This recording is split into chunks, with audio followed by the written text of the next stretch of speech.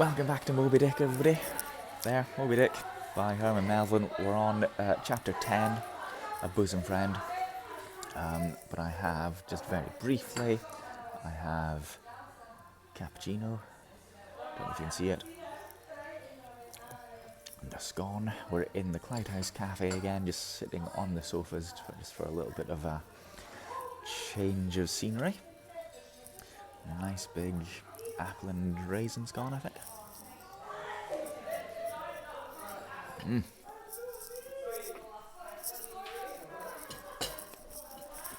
Reliably delicious. Right. Hopefully you can hear me. Chapter 10, A Bosom Friend. Returning to the Spouter Inn from the chapel, I find Queequeg there alone, he having left the chapel before the benediction some time. He was sitting on a bench before the fire with his feet on the stone hearth, and in one hand was holding close up to his face the little Negro idol of his, peering hard into its face with a jackknife gently whittling away at its nose, meanwhile humming to himself in his heathenish way. But being now interrupted, he put up the image and pretty soon, going to the table, took up a large book there, and placing it on his lap, began counting the pages with deliberate regularity. At every 50th page, as I fancied, stopped for a moment, looked vacantly around him, and giving utterance to a long-drawn, gurgling whistle of astonishment. He would then begin again at the next 50, seeming to commence at number 1 each time, as though he could not count more than 50. And it was only by such a large number of 50s being found together that his astonishment at the multitude of pages was excited. I know the feeling. With much interest I sat watching him. Savage though he was, and hideously marred about the face, at least to my taste, his countenance yet had something in it which was by no means disagreeable. You cannot hide the soul. Through all his unearthly tattooings, I thought I saw the traces of a simple, honest heart. And in his large, deep eyes, fiery black and bold, there seemed tokens of a spirit that would dare 1,000 devils. And beside all this, there was a certain lofty bearing about the pagan, which even his uncouthness could not altogether maim. He looked like a man who had never cringed and never had a creditor. Whether it was, too, that his head being shaved, his forehead was drawn out in freer and brighter relief, and looked more expansive than it otherwise would.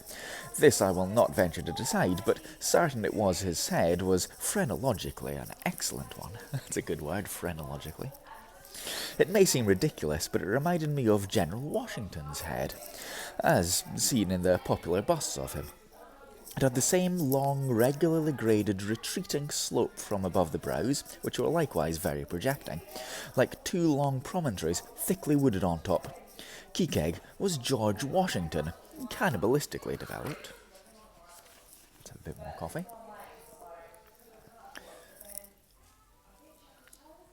While I looked thus, closely scanning him, his half pretending, meanwhile, to be looking out at the storm from the casement, he never heeded my presence, never troubled himself so much with a single glance, but appeared wholly occupied with counting the pages of the marvellous book. Considering how sociably we had been sleeping together the night previous, and especially considering the affectionate arm I had found thrown over me upon waking in the morning, I thought this indifference of his very strange. But savages are strange beings. At times you do not know exactly how to take them. At first they are overawing. Their calm self-collectedness of simplicity seems a Socratic wisdom. I had noticed also that Queequeg never consorted at all, or but very little, with the other seamen in the inn. He made no advances whatever, appeared to have no desire to enlarge the circle of his acquaintances. All this struck me as mighty singular, yet upon second thoughts there was something almost sublime in it. Here he was a man, some 20,000 miles from home, by the way of Cape Horn, that is, which was the only way he could get there, thrown among people as strange to him as though he were on the planet Jupiter, and yet he seemed entirely at his ease, preserving the utmost serenity, content with his own companionship, always equal to himself. Surely this was a fine touch of philosophy, though no doubt he had never heard there was such a thing as that. But perhaps to be true philosophers, we mortals should not be conscious of so living or so striving. So soon as I heard that such or such a man gives himself out for a philosopher, I conclude that, like the dyspeptic old woman, he must have broken his digester. Whatever that means. Have you ever broken your digester? It's strange the way that Melville writes about Queequeg. I'll expound on that in a second.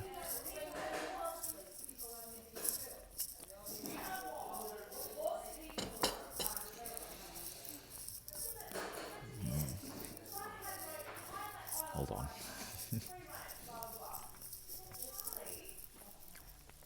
I'm composing my thoughts. So bear in mind when it was written, 1800s, Melville keeps reminding us that Queequeg is, in his words, a savage, a heathen. But he's also always saying, oh, but he's really nice. He's talented, or he's intelligent, or he's attending the church. He can at least count to 50. It seems to me as if there's always a tension that he might be bearing in mind his audience. So you've got a potentially very xenophobic, racist audience even. But he's always saying, yeah, he's foreign, he's black, he's a heathen, but he's cultured, he's intelligent, he's a good man. So there's this tension, and I think that perhaps Melville is trying to get people out of their xenophobic or racist mindset. That's how I'm reading it anyway. Don't know if you are. Comment about that if you're reading it similarly to me or differently. As I sat there now in that lonely room, the fire burning low, in that mild stage when, after its first intensity has warmed the air, it then only glows to be looked at, the evening shades and phantoms gathering round the casements and peering in upon us silent, solitary twain, the storm booming without in solemn swells, I began to be sensible of strange feelings. I felt him melting in me. No more my splintered heart and maddened hand were turned against the wolfish world. This soothing savage had redeemed it.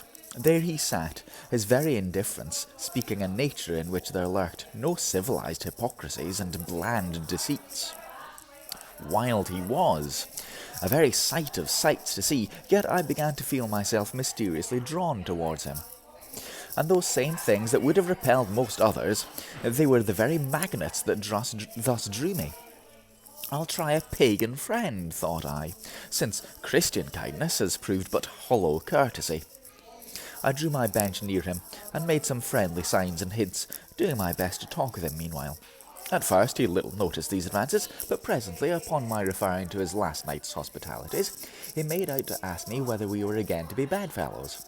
I told him yes, whereat I thought he looked pleased, perhaps a little complimented.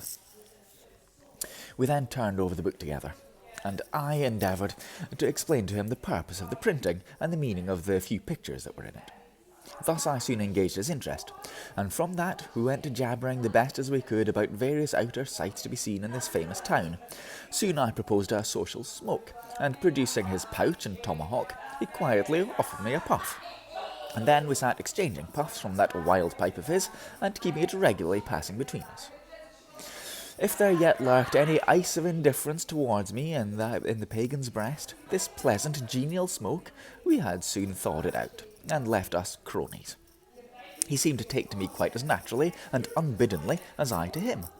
And when our smoke was over, he pressed his forehead against mine, clasped me around the waist, and said that henceforth we were married, meaning, in his country's phrase, that we were bosom friends, and he would gladly die for me, if need should be. In a countryman, this sudden flame of friendship would have seemed far too premature, a thing to be much distrusted, but in this simple savage those rules would not apply.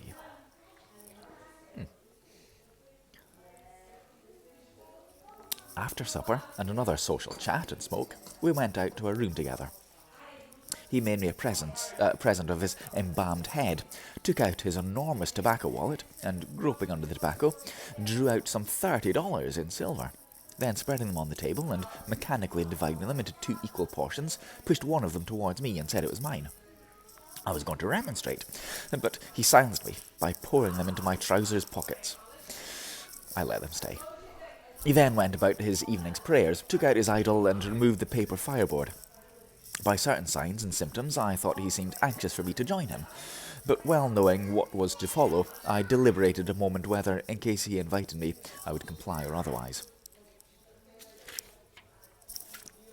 A little bit of scone. There's some nice jam on it. Can you see? Lovely jam on this scone, and it's very well cooked.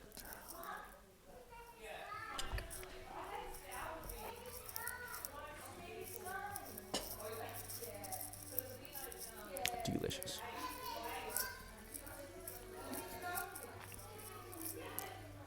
A nice hot cappuccino. Lovely.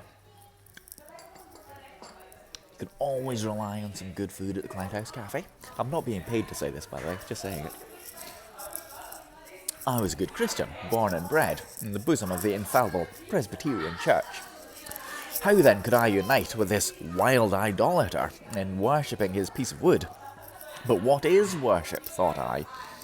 Do you suppose now, Ishmael, that the magnanimous God of heaven and earth, pagans and all included, can possibly be jealous of an insignificant bit of black wood? Impossible. But what is worship? To do the will of God, is that worship? And what is the will of God? To do my fellow man what I would have my fellow man do to me? That is the will of God. Now, Queequeg is my fellow man. And what do I wish that this Queequeg would do to me? Why, unite with me in my particular Presbyterian form of worship. Consequently, I must then unite with him in his. Ergo, I must turn idolater. So, I kindled the shavings, helped prop up the innocent little idol, offered him burnt biscuit with Queequeg, salaamed before him twice or thrice, kissed his nose, and done that, we undressed and went to bed, at peace with our own consciences and the world. But we did not go to sleep without some little chat. How it is, I know not, but there is no place like a bed for confidential disclosures between friends. Man and wife, they say, there open the very bottom of their souls to each other, and some old couples often lie and chat over old times till early morning. Thus, then, in our hearts' honeymoon, lay I and Queequeg, a cosy, loving pair. That's a good wee chapter, isn't it? That's really nice. Let's go straight on to chapter 11. I'll have a little bit more scone.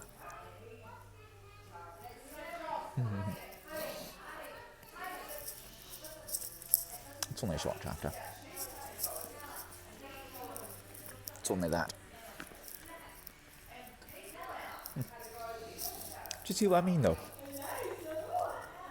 About how Melville's writing the tension about Queequeg. And Ishmael certainly seems slightly wary, but accepting. Friendly, and, well, bosom friends in the end there.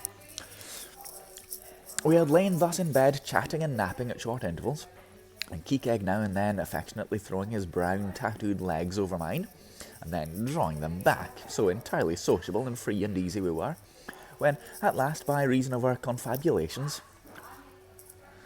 what little nappishness remained in us altogether departed, and he felt like getting up again, though daybreak was yet some way down the future. Confabulations. Oh. Yes, we became very wakeful, so much that our recumbent position began to grow wearisome, and by little and little we found ourselves sitting up, the clothes well tucked around us, leaning against our headboard with our 4 knees drawn up close together, and our 2 noses bending over them, as if our knee-pans were warming pans. We felt very nice and snug, the more so since it was so chilly out of doors, indeed out of bedclothes too, seeing that there was no fire in the room. The more so, I say, because truly to enjoy bodily warmth, some small part of you must be cold, for there is no quality in the world that is not what is merely by contrast. Nothing exists in itself. If you flatter yourself that you are all over comfortable, and have been so a long time, then you cannot be said to be comfortable any more. But if, like Queequeg and me in the bed, the tip of your nose or the crown of your head be slightly chilled, why then indeed, in the general consciousness, you feel more delightfully and unmistakably warm. For this reason, a sleeping apartment should never be furnished with a fire, which is one of the luxurious discomforts of the rich. For the height of this sort of deliciousness is to have nothing but the blanket between you and your snugness in the cold of the outer air. There, then there you lie, like one warm spark in the heart of an Arctic crystal. That's so right, isn't it? That's so right. You've got to be very slightly uncomfortable to be truly comfortable. I really like that. We had been sitting in this crouching manner for some time, when all at once I thought I would open my eyes, for when between sheets, whether by day or night, and whether asleep or awake, I have a way of always keeping my eyes shut, in order the more to concentrate the snugness of being in bed. Yeah. Because no man can ever feel his own identity all right, except his eyes be closed, as if darkness were indeed the proper element of our essences, though light be more congenial to our clayey part. Upon opening my eyes, then, and coming out of my own pleasant and self-created darkness, into the imposed and coarse outer gloom of the unilluminated 12 o'clock the night, I experienced a disagreeable revulsion. Nor did I at all object to the hint from Queequeg that perhaps it were best to strike a light, seeing that we were so wide awake, and besides he felt a strong desire to have quiet puffs from his tomahawk. He had said that, though I had felt such a strong repugnance to his smoking in the bed the night before, yet see how elastic our stiff prejudices grow when once love comes to bend them. For now I like nothing better than to have Queequeg smoking by me, even in bed, because he seemed to be so full of such serene household joy then. I no more felt unduly concerned for the landlord's policy of insurance. I was only alive to the condensed confidential comfortableness of sharing a pipe and a blanket with a real friend. Condensed confidential comfortableness, that's a good phrase. With our shaggy jackets drawn about our shoulders, we now passed the tomahawk from one to the other, till slowly there grew over us a blue hanging tester of smoke, illuminated by the flame of the new-lit lamp. Whether it was that this undulating tester rolled the savage away to far distant scenes, I know not, but he now spoke of his native island, and eager to hear his history, I begged him to go on and tell it. He gladly complied, though at the time I but ill comprehended not a few of his words, yet subsequent disclosures, when I had become more familiar with his broken phraseology, now enable me to present the whole story, such as it may prove in the mere skeleton I give. Next chapter. We'll pause there. I think we might break, and I might read the next chapter as well. So I shall stop here, and then we'll continue reading on to the next chapter, possibly in a separate video. Well, yeah, I think I'll do it in a separate video. So, like I say, comment down below. Comment what you're thinking about the book. I'm really enjoying it. I hope you are too. I really like the language. Make sure you're following me as well. Tap onto my face. And, of course, if you have a look in the playlist for Moby Dick, just in case you've missed any of the previous parts, you can make sure you catch up there. So I'll see you next time. Thanks for watching. And, yeah, let me know what you think.